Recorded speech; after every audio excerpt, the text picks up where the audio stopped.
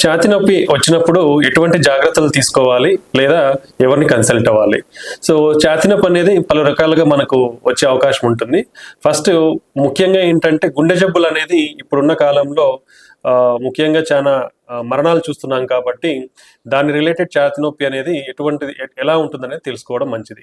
So, గుండెకు సంబంధించిన ఛాతీ నొప్పి అనేది మనకి ఎక్కడైతే గుండె ఉందో ఇక్కడ చాలా బరువుగా పెట్టినట్లు ఉంటుందన్నమాట. ఇది పర్టిక్యులర్‌లీ హార్ట్ అటాక్‌కు సంబంధించిన ఛాతీ నొప్పి.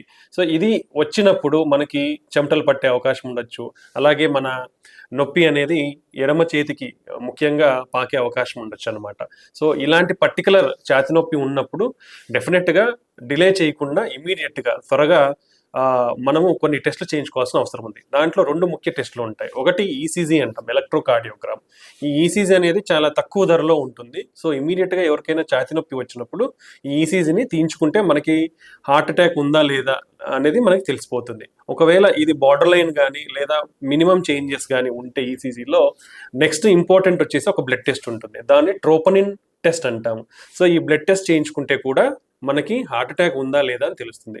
సో, ఎవరికైనా ఛాతీ నొప్పి వచ్చినప్పుడు నెగ్లిజెంట్ చేయకుండా ఈ చిన్న టెస్ట్‌ల ద్వారా మనకు హార్ట్ అటాక్ ఉందా లేదా అని తెలుసుకోవచ్చు. గుర్తుపెట్టుకోండి, ఆ 2 టెస్ట్‌లు ఏంటంటే ఈసీజీ, రెండోది ట్రోపోనిన్ టెస్ట్. ఈ 2 టెస్ట్‌ల ద్వారా మనకు హార్ట్ అటాక్ ఉందా లేదా అనేది నిర్ధారించుకోవచ్చు. ఒకవేళ హార్ట్ అటాక్ అని నిర్ధారించితే ఇమ్మీడియేట్ సత్వరమైన ట్రీట్మెంట్ తీసుకుంటే మనము ప్రాణాలు కోల్పోకుండా మన లైఫ్‌ని సేవ్ చేసుకునే వాళ్ళం అవుతాం.